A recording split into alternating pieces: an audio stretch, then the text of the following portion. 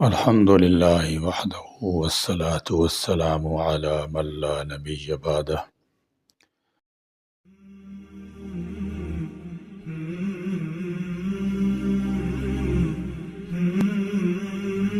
تعلیم انسان کا زیور ہے۔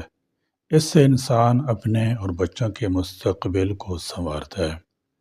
اگر انسان زیور تعلیم سے آراستہ ہوتا ہے تو اسے زندگی گزارنے کا سلیقہ آتا ہے۔ انسان کے بات کرنے کے انداز سے ہی پتہ چل جاتا ہے کہ وہ تعلیم یافتہ ہے یا گنوار۔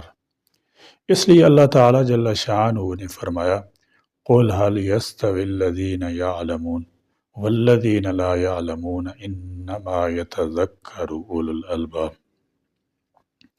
یعنی کیا تعلیم یافتہ اور جاہل دونوں برابر ہو سکتے ہیں؟ یعنی نہیں۔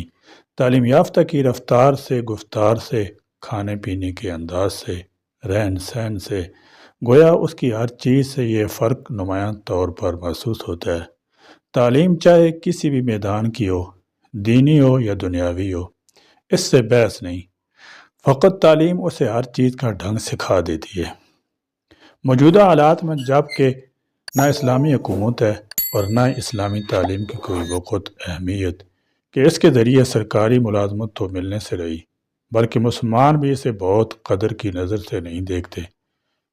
ایسے حالات میں تعلیم کس چیز کی حاصل کرنی چاہیے؟ کیا سب علم دین حاصل کر کے مولوی بن جائیں اور پھر کسی مدرسے میں پڑھائیں، مسجد میں اذان دیں، امامت کریں، جلسوں میں تقریریں کریں، نکاح پڑھائیں، نماز جنازہ پڑھائیں اور تعزیتی تقریر کریں، یا صرف دنیاوی علوم حاصل کر کے engineer, doctor, economics, business man وغیرہ بن جائیں اور اپنے کو دینی زندگی سے الگ کر دیں؟ یہ دونوں سوچیں ہی غلط ہیں۔ وہ اس لیے کہ شریعت میں دونوں طرح کے علم میں درک حاصل کرنا فرض کفایہ ہے، لیکن اس حد تک شریعت کا علم فرض عین ہے جس سے آپ ایک اسلامی زندگی گزار سکیں۔ ایمان کیا ہے؟ ایمان کے ارکان کیا ہیں؟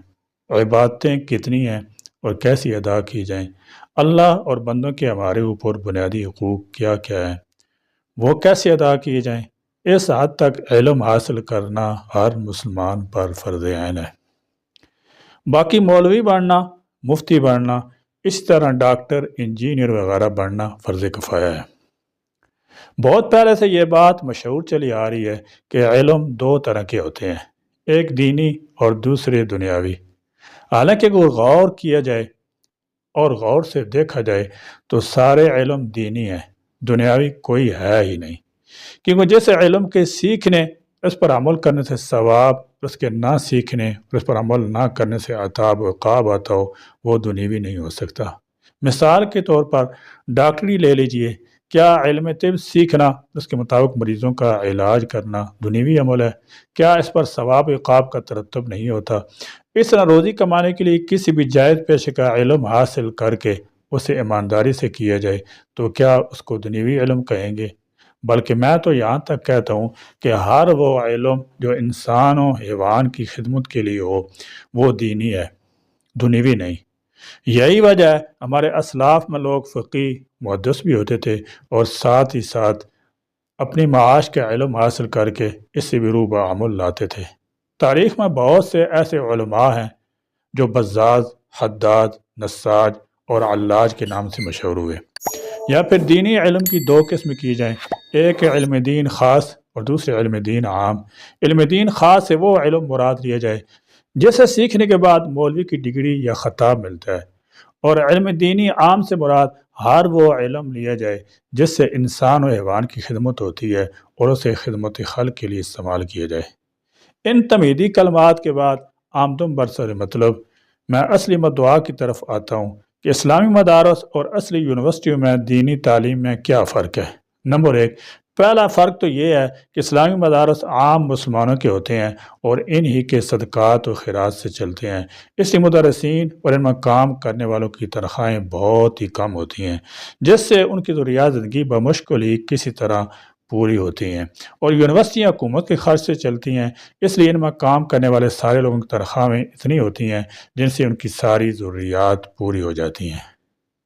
نمبر 2، دوسرا فرق یہ ہے کہ اسلامی مدارس میں پڑھنے والے طلبہ فیس نہیں دیتے، بلکہ انہیں رہنے سہنے، کھانے پینے، علاج، معالجہ اور درسی کتابوں کا سارا خرچ مدارس اٹھاتی ہیں، جبکہ سعودی عرب کے علاوہ دیگر ملکوں کی یونیورسٹیز میں دینی تعلیم حاصل کرنے والے طلبہ تعلیم کی فیس الگ دیتے ہیں اور اپنے رہنے سہنے، کھانے پینے، علاج، معالجہ اور درسی کتابوں کا خرچ بھی وہ خود ہی اٹھاتے ہیں۔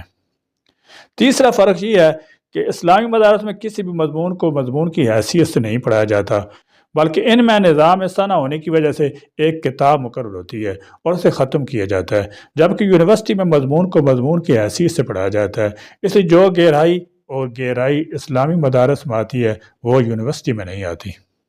نمبر 4، چوتھا فرق یہ ہے کہ اسلامی مدارس میں مقالے وغیرہ لکھنا داخل درس نہیں ہوتا، جبکہ یونیورسٹی میں ہر مضمون کا کم از کم ایک اور زیادہ کی کوئی حد نہیں، مقالہ لکھنا ضروری ہوتا ہے۔ یہی وجہ ہے کہ اسلامی مدارس کے عام فضلاء میں سے اکثر مقالے لکھنا نہیں جانتے، اور یونیورسٹیوں کے فارغ التحصیل کے لیے مقالے لکھنا کوئی مشکل کام نہیں ہوتا۔ نمبر 5، پانچواں فرق یہ ہے کہ مدارس اسلامی کے طلباء اپنے اساتذہ کا جو ادب و احترام کرتے ہیں وہ بات یونیورسٹی کے طلباء میں اتنی نہیں ہوتی۔ نمبر 6، چھٹا فرق یہ ہے کہ مدارس اسلامی میں لڑکوں اور لڑکیوں کی تعلیم مخلوط نہیں ہوتی، جبکہ سعودی عرب کے علاوہ دوسرے ملکوں کی یونیورسٹیوں میں مخلوط تعلیم ہوتی ہے، کلاس میں ایک طرف لڑکے دوسری طرف لڑکیاں بیٹھتی ہیں۔ ان 6 فرقوں کے علاوہ بھی کچھ فروق اور ہیں، لیکن میں نے اہم فروق کی نشاندہی کر دی ہے۔ اللہ ہمیں دین کا فہم عطا فرمائے اور اس پر عمل پیرا ہونے کی توفیق عطا فرمائے، آمین۔ وآخر دعوانا الحمدللہ رب العالمین۔